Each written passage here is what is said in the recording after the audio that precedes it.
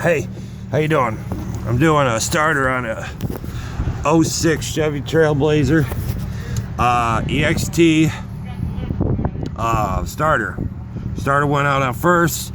I ended up pulling off the whole air plenum, air intake, and got to it that way. But after some research, I found out how to get the bolt that's on the starter on the stud between the engine block and the starter. And what you need is pretty simple. You need a buttload of extensions, but I used a 3/8 or a 5/8 spark plug wrench socket, 3/8, and I went, like I said, you have to use a ton of a ton of extensions, and I mean a ton of them.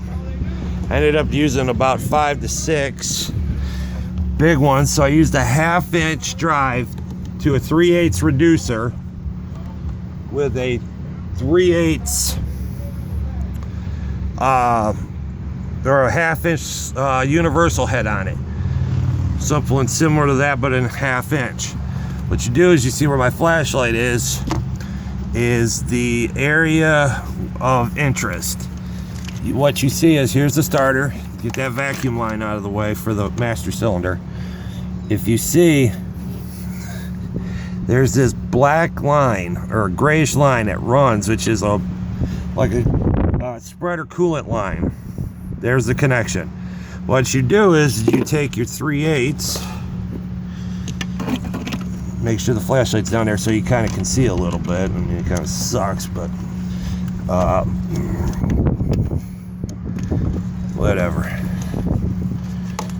Kind of tight fit, but okay. You take your 3/8 when your 3/8 drive with your 5/8 thing on it. You follow the line, and you'll find the stud